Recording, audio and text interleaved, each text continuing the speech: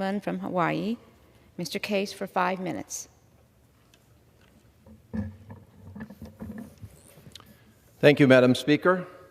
I rise today with my colleagues to recognize and honor the selfless service of the Japanese Americans who served our country in World War II with the famed 100th Infantry Battalion of Hawaii, or the 1 Puka Puka. This year, the fabled 100th celebrates its 80th anniversary.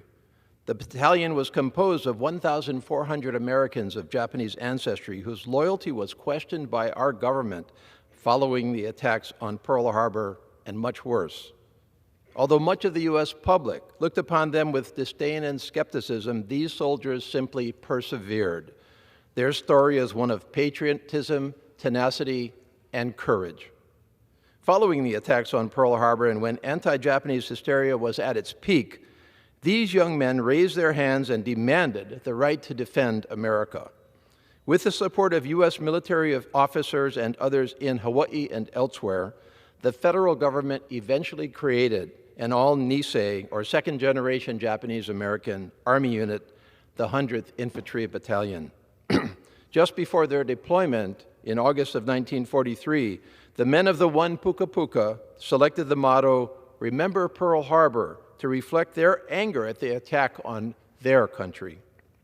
Although the cloud of racism and underlying uncertainty hovered over these brave Americans, their performance was nothing less than exemplary. In September 1943, the 100th arrived in North Africa, but soon transferred to central Italy, where it faced heavy combat. It eventually became known as the Purple Heart Battalion because of its high casualty rate. One of its members and casualties was Captain Spark Matsunaga, who suffered grievous injuries in a minefield. He later became a member of this hallowed house, and after that, a United States Senator, inspiring generations, including me, who was privileged to serve 3 years on his staff. His own story is just one of countless we can and should remember.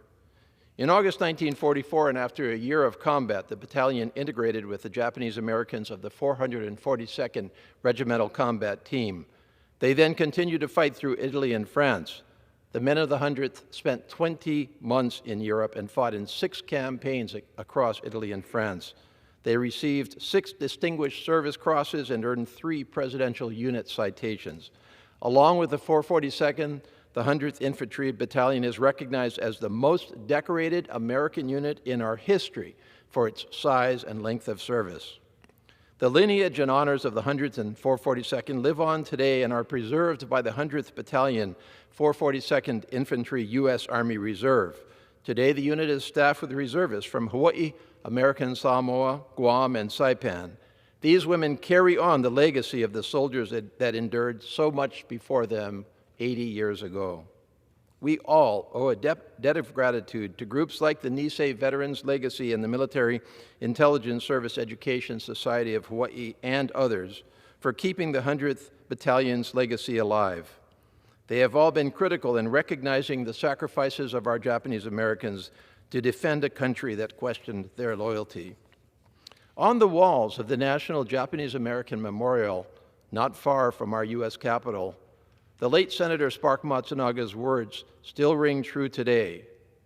We believed that a threat to this nation's democracy was a threat to the American dream and to all free peoples of the world. Today, we renew our debt of gratitude to the Japanese Americans of the 1 Puka Puka. May they live forever in our hearts and minds. Thank you, and I yield back. Gentleman yields